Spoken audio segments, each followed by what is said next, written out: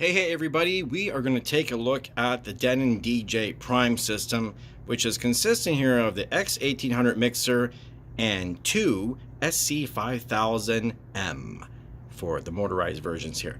Let's just want to do this video to give you my overall impressions of using the Denon system compared to the Pioneer systems. So it's not really a versus as much as it's just an overall. I've been using these things I've been using the motorized ones for about a month. I had the non-motorized SC5000 for a couple of months. And everyone's always asking, is the motorized version worth it? Is it worth spending the extra? I personally didn't like the weight of the 5000 platter so much. I found it a little bit heavy. And the real truth is I use these pitch bend buttons more than anything to make those little fine adjustments than I would the platter, because that's why they're there. So that being said, I think having a motorized unit is better because it's better for scratching, obviously, and just overall I think it has a nice look about it. You know what, this is an amazing player. Lots of cool features with your loops, your rolls, your slicer mode.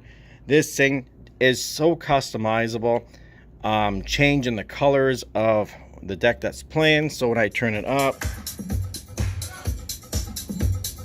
and of course I have it set so the color matches the cue, so you always know what deck is what. So when you're doing the dual layer, which is another great feature, to go into dual layer and be able to control 4 decks with 2 units on a 4-channel mixer is amazing. It's got beat jump by 64, which is something the Pioneer system doesn't have. You know, the way that the loops operate with this encoder, I really do like that. All you tracker users will appreciate the loop encoder like this, because that's what we were used to.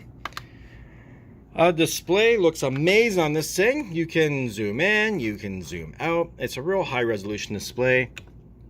Everything's touch display, of course, as well too.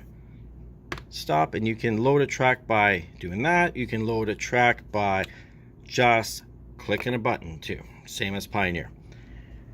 So that's it. I'm not going to talk too much more. 2 digital outputs, 2 RCA outputs. This has just all kinds of features. USB port in the front, SD card, USB ports in the back. And also too, if you unplug it, it has like a 10-second countdown. So for a mobile DJ, if someone trips over a cord, you're not going to kill the music instantly. You have a moment to plug it back in and keep the party rolling. Let's get on to the mixer. I could go on for hours about this mixer. It has so many features, but let me just say overall, I really like this mixer.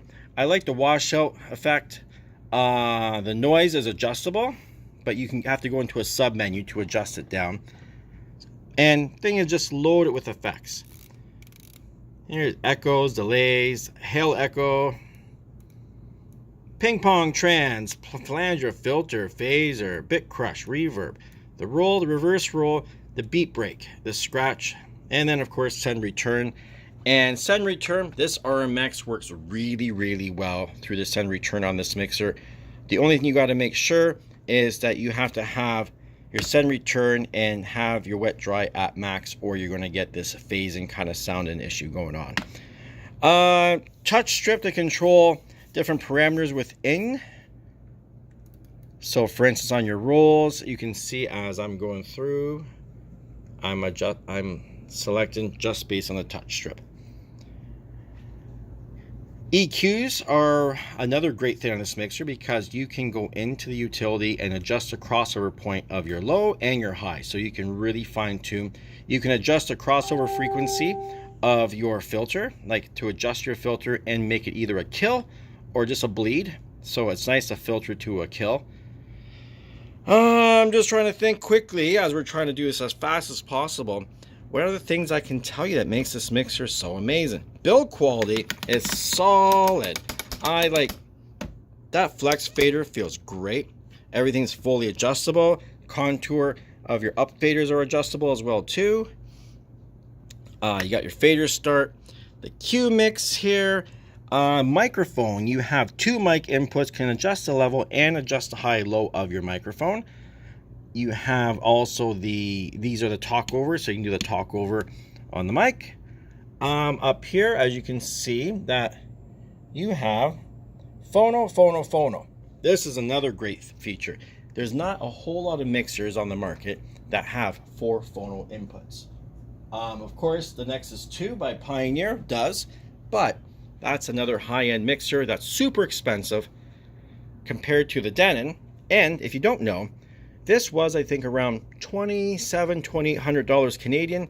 Now, the normal new price on this mixer is $12.99 Canadian, and that's a steal. These are also, not these players, but the non-motorized versions are also $12.99, which is an amazing deal. But let me tell you, if you didn't want to get into the Prime system and you just needed a good 4-channel mixer for whether you're using record box, you're using Serato, Tractor, you're just hooking up vinyl, this is a really good sounding mixer. Really high-end audio card in it. I've had no complaints, no issues. I love the look of it, the feel of it. It's just a dream to use. So, yeah, like I said, $12.99 for 3 pieces, not the motorized. I'm not sure what their price is right now. I probably should have looked this up before I did the video. But this is definitely a system that you would love to own. If you're serious about DJing, you want to get a good professional system, this is the one. If you're on a bit more of a budget, you can still be in the Prime ecosystem by getting the new Denon DJ Prime 4. It's an all-in-one controller that basically works just like this, except there's no computer needed, and you have a 10-inch touchscreen over top of the mixer section. I can't wait to get my hands on that and do a big, long review and hopefully teach you guys all kinds of new tricks on it. Anyways, that's it. Thanks for sticking around. Hopefully this has been informative. If you have any questions about the Denon Prime stuff, feel free to drop me a line and see if I can help you. And that's it. Subscribe to the channel. Thanks a lot. Talk to you guys soon. Have a good one.